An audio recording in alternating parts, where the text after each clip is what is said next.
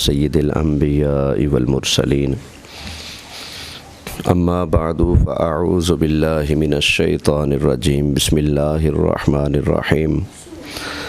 محبت کے ساتھ درود پاک پڑھ لیجیے۔ الصلاۃ والسلام علیک یا سیدی یا رسول اللہ وعلی آلک واصحابک یا سیدی یا حبیب اللہ۔ الصلاۃ والسلام علیک یا سیدی یا نبی اللہ وعلی آلک واصحابک یا سیدی یا نور اللہ صلی اللہ تعالی علیہ وآلہ وسلم۔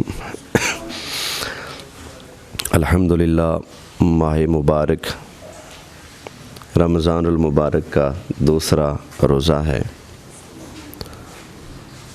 اللہ تعالیٰ کی بارگاہ میں دعا ہے اس ماہ مبارک کا ہم سب کو ادب بجا لینے، نمازوں اور روزوں کی پابندی کرنے کی توفیق عطا فرمائے۔ آج کے درس میں انشاءاللہ تعالی مختصر ٹائم میں عقیدہ شفاعت کے حوالے سے کچھ گفتگو کرنی ہے، کیونکہ بعض حضرات جو قرآن حکیم کی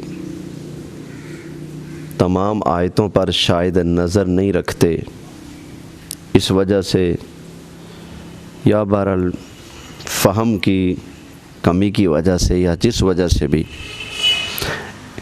شفاعت کا سرے سے انکار کرنے لگے۔ وہ کہتے ہیں قیامت والے دن کوئی کسی کی شفاعت نہیں کرے گا، جبکہ جو شفاعت والا مسئلہ ہے کہ اللہ کے اذن سے، اللہ کی توفیق سے اللہ کے نبی، صالحین، شہداء، حفاظ، نابالغ بچے اور بھی کئی لوگ ہیں جنہوں نے شفاعت کرنی ہے، تو اللہ کے فضل سے یہ شفاعت والا جو عقیدہ ہے یہ قرآن سے بھی ثابت ہے اور احادیث مصطفیٰ صلی اللہ علیہ وآلہ وسلم سے بھی یہ عقیدہ ثابت ہے۔ شفاعت کے لیے چند شرائط بھی ہیں، یہ بات یاد رکھیں۔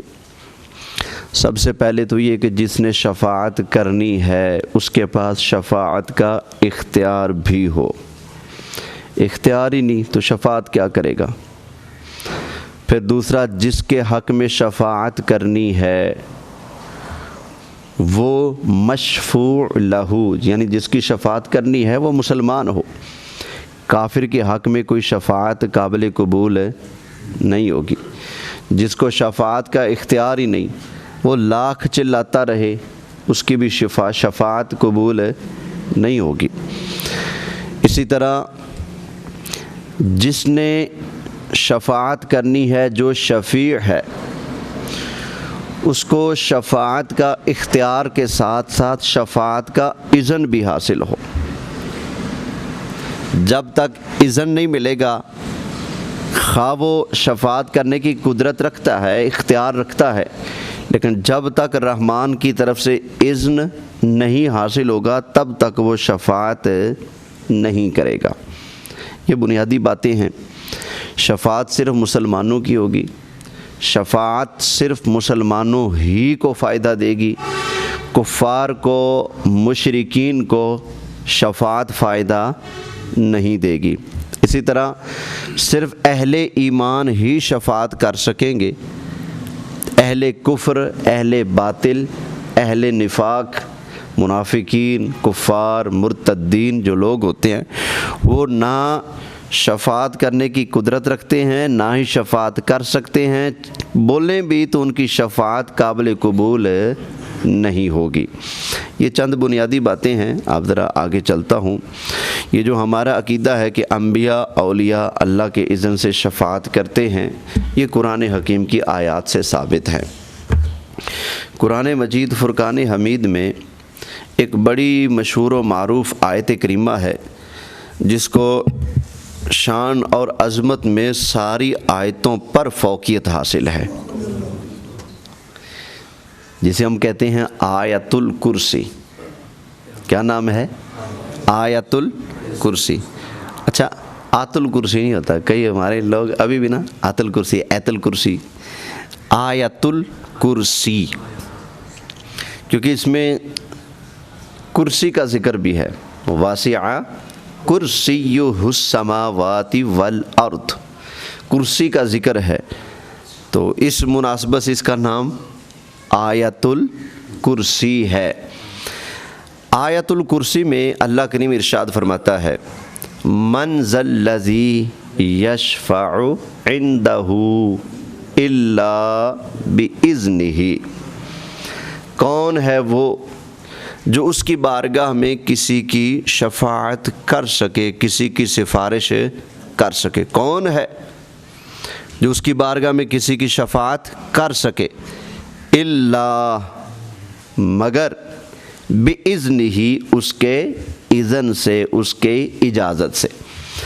یعنی جس نے بھی اللہ کی بارگاہ میں کسی کی شفاعت کرنی ہے تو وہ اللہ کے اذن سے، اللہ کی اجازت سے شفاعت کرنی ہے. اللہ کے اذن کے بغیر، اللہ کی اجازت کے بغیر کوئی کسی کی شفاعت نہیں کرے گا. اس آیت کریمہ کی تفسیر میں، تفسیر خازن کے اندر لکھا ہوا ہے،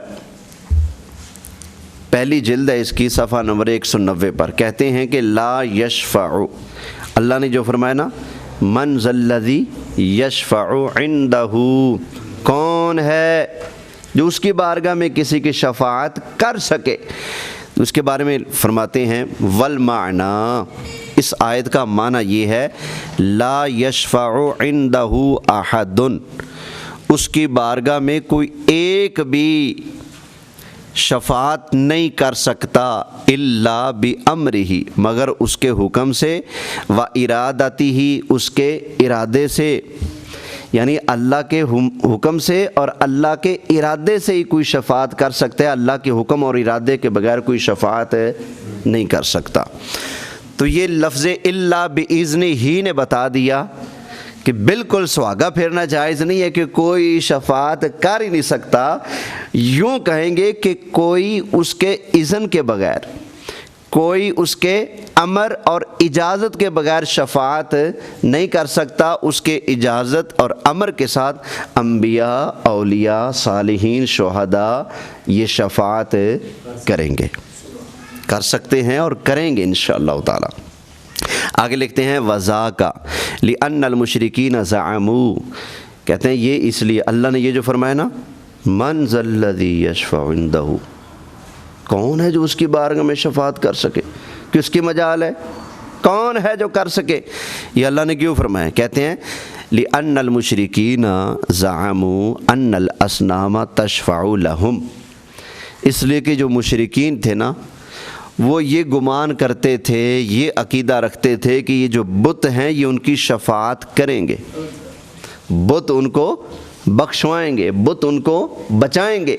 مشرکین یہ اعتقاد رکھتے تھے، تو اللہ نے ان کا جو یہ عقیدہ تھا جھوٹا، اس کو رد کرنے کے لیے فرمایا کون ہے جو اس کی بارگاہ میں کسی کی شفاعت کر سکے. آگے فرماتے ہیں فَأَخْبَرَ أَنَّهُ لَا شَفَاعَةَ لِأَحَدٍ عِنْدَهُ إِلَّا مَا اسْتِثْنَاهُ، کہ ان میں سے کوئی ایک بھی ایسا نہیں جو اللہ کی بارگاہ میں شفاعت کر سکے مگر وہ جس کا اللہ خود استثناء کر دے، جس کو اللہ خود الگ کر دے کہ ہاں یہ کر سکتا ہے. وہ کون کر سکتے ہیں؟ فرماتے ہیں یرید بذالک الا باذنہ، الا باذنہ کے الفاظ سے مراد یہ ہے شفاعت النبی و شفاعت بعد الانبیاء والملائکہ و شفاعت المؤمنین بعضهم لبعض. الا باذنہ کا مطلب یہ ہے کہ اللہ کے اذن سے، اللہ کی اجازت سے نبی بھی شفاعت کریں گے، نبی کریم علیہ السلام بھی شفاعت کریں گے، دیگر نبی بھی شفاعت کریں گے، فرشتے بھی شفاعت کریں گے، اور مومن بھی ایک دوسرے کے حق میں شفاعت کریں گے. یہ معنی ہے اس آیت کریمہ کا. تو پھر کیا پتہ چلا قرآن حکیم سے کہ اللہ کی اجازت کے بغیر کوئی شفاعت نہیں کر سکتا. جب اللہ کی اجازت ہوگی تو اللہ کے نبی، اللہ کے ولی یہ سب شفاعت کریں گے. یہ قرآن کی نص صریح ہے. اب شفاعت کا انکار کرنا گویا قرآن کا انکار کرنا ہے۔ اس لیے ہمیں اپنی نسلوں کے ایمان بچانے کی بہت زیادہ ضرورت ہے کہ وہ کسی بندے کی باتوں میں آ کر جڑ سے ہی شفاعت کا انکار نہ کر بیٹھیں۔ اگر کریں گے تو پھر بڑی خطرناک بات ہے، قرآن کا انکار ہوتا ہے، ہزاروں حدیثوں کا انکار ہوتا ہے۔ اچھا، اور کون سی آیتیں ہیں؟ 30ویں پارے میں اللہ ارشاد فرماتا ہے یوم یقوم الروح والملائکۃ صفا، قیامت والا دن آئے گا تو سارے فرشتے اور روح یعنی جبرائیل علیہ السلام صفا، سارے کے سارے ایک لائن میں صف بنا کے کھڑے ہوں گے۔ لا یتکلمون، کوئی بھی اللہ کی بارگاہ میں کلام نہیں کر سکے گا، الا مگر من اذن لہ الرحمن، جسے رحمان خود اذن عطا فرمائے گا، جسے رحمان خود اجازت عطا فرمائے گا۔ تو ہمارا جو عقیدہ شفاعت کا وہ اللہ کی اجازت کے ساتھ ہے یا اللہ کی اجازت کے بغیر ہے؟ بولیں، کسی نے کبھی سوچا کہ اللہ اجازت نہ دے پھر بھی کوئی دھکے سے شفاعت کر لے گا؟ نہیں، یہ تو عقیدہ ہی نہیں۔ لہذا ان آیتوں کو جو اللہ نے مشرکین کے بارے میں، بتوں کے بارے میں، کفار کے بارے میں اتاری ہیں، یا پھر وہ آیتیں جن میں یہ ہے کہ اللہ کی بارگاہ میں کوئی کسی کی زور زبری سے دھکے سے شفاعت کر کے کسی کو بچا نہیں سکتا، جس نے بھی شفاعت کرنی ہے وہ الا باذنہ اور الا من اذن لہ الرحمن کا فیض پا کر ہی اللہ کی بارگاہ میں شفاعت کرے گا۔ اچھا، مزے کی بات یہ ہے، جو لوگ آج رٹے لگاتے پھرے نہیں جی کوئی کسی کی شفاعت کر ہی نہیں سکتا، وہ بھی جب جنازہ پڑھتے ہیں تو نابالغ بچے اور بچی کی دعا پڑھتے ہیں نا، تو کیا پڑھتے ہوں گے؟ اللہم اجعلہ لنا فرطا واجعلہ لنا اجرا وذخرا واجعلہ لنا، آگے کیا ہے؟ شافعا ومشفعا، یا اللہ یہ جس کا ہم نے جنازہ پڑھا ہے نا، الہ العالمین اس کا جنازہ پڑھنا قبول فرما، اور یا اللہ اس کو آگے جا کر ہمارے لیے انتظام کرنے والا بنا، اور یا اللہ اس کو ہمارے لیے ایسا شفاعت کرنے والا بنا دے جس کی شفاعت قبول بھی ہو۔ جنازے میں کہہ رہے ہیں یا اللہ اس نابالغ بچے اور بچی کو شفاعت کرنے والا بنا اور ایسا شفیع بنا جس کی شفاعت قبول بھی ہو۔ اور پھر عقیدہ یہ کہ کوئی شفاعت کر ہی نہیں سکتا، تو پھر جنازے تو سیدھے کرنے چاہیے نا پہلے۔ خیر، ایک اور مقام سے قرآن سن لیجئے، یومئذ لا تنفع الشفاعہ، 16واں پارہ ہے، قیامت والا دن ہوگا کسی کی شفاعت فائدہ نہیں دے گی، الا من اذن لہ الرحمن ورضی لہ قولا، مگر اس کی شفاعت قبول ہوگی جس کو رحمان اذن دے گا اور وہ ایسی بات کرے گا جو رحمان کو پسند ہوگی۔ یہ بھی قرآن ہے۔ اب قرآن حکیم میں دو طرح کی آیتیں سامنے آ گئی شفاعت کے حوالے سے۔ ایک وہ آیتیں جہاں پر یہ ہے کہ کوئی شفاعت نہیں کرے گا، جیسے یا ایھا الذین آمنوا انفقوا مما رزقناکم من قبل ان یأتی یوم لا بیع فیہ ولا خلۃ ولا شفاعہ والکافرون هم الظالمون۔ یہاں پر صاف آگے الفاظ بھی ہیں، والکافرون هم الظالمون۔ بھئی کافروں کا ذکر ہے، کافروں کو شفاعت فائدہ نہیں دیتی۔ فما تنفعهم شفاعت الشافعین، اس دن کسی کو شفاعت فائدہ نہیں دے گی۔ کس کو؟ یہ بھی تو بتاؤ نا، کافروں کو۔ بھائی ما من حمیم ولا شفیع یطاع، کوئی قیامت والے دن ان کا شفیع نہیں ہوگا، ان کی شفاعت کرنے والا نہیں ہوگا۔ کن کی؟ ذرا یہ بھی تو بتاؤ نا، کافروں کی۔ بھائی کافروں کی شفاعت کرنے والا کوئی نہیں ہوگا، مومنوں کی شفاعت کرنے والے اللہ کے نبی اور اللہ کے نیک بندے ہوں گے۔ اب یہاں پر چند احادیث سن لیجئے، بخاری شریف میں موجود ہے، صحیح مسلم شریف میں موجود ہے، حدیث کی اور بھی سینکڑوں کتابوں کے اندر یہ حدیثیں موجود ہیں۔ ایک بڑی طویل حدیث ہے جس کا نام ہی حدیث شفاعت ہے۔ کیا نام ہے؟ حدیث شفاعت ہے۔ وہ کیا ہے؟ نبی کریم علیہ السلام فرماتے ہیں قیامت والا دن ہے جو یہ 50,000 سال کے برابر دن ہے۔ اتنا بڑا دن ہے قیامت کا، اور آدھا دن گزر جائے گا مخلوق اپنے گناہوں کی وجہ سے، اپنے گناہوں کے حساب سے پسینے کے اندر ڈوبتی ہوگی، کسی کے گھٹنوں تک، کسی کے ناف تک، کسی کے سینے تک، کسی کے گلے تک، کسی کے سر سے بھی اوپر پسینہ جا رہا ہوگا، تو اپنے اپنے گناہوں کے حساب سے پسینے کے اندر ڈبکیاں کھاتے ہوں گے۔ تو ساری مخلوق چلائے گی یا اللہ مہربانی کر، ہمارا حساب کتاب جلدی شروع کر۔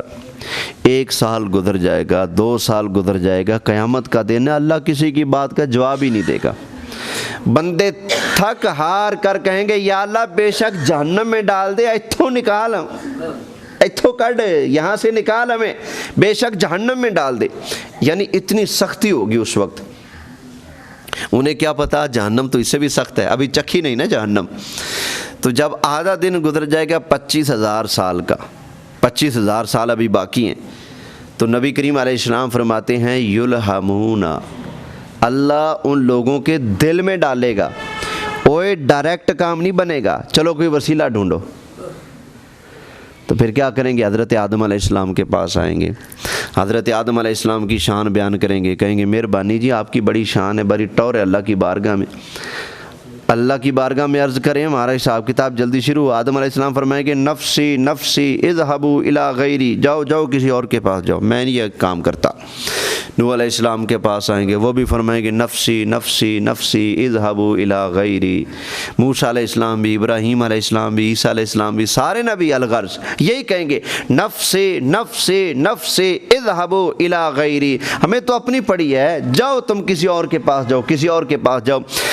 آخر میں آئیں گے حضرت عیسیٰ علیہ السلام کے پاس، تو وہ اذهبوا الی غیری نہیں کہیں گے، وہ فرمائیں گے اذهبوا الی محمد صلی اللہ علیہ وسلم۔ اوے گناہ گارو کہاں مارے مارے پھر رہے ہو، جاؤ نا مدینے والے کے پاس، جاؤ نبی کریم علیہ السلام کے پاس۔ تو ساری مخلوق بالآخر دھکے کھاتی کھاتی نبی کریم علیہ السلام کے در پہ آئے گی۔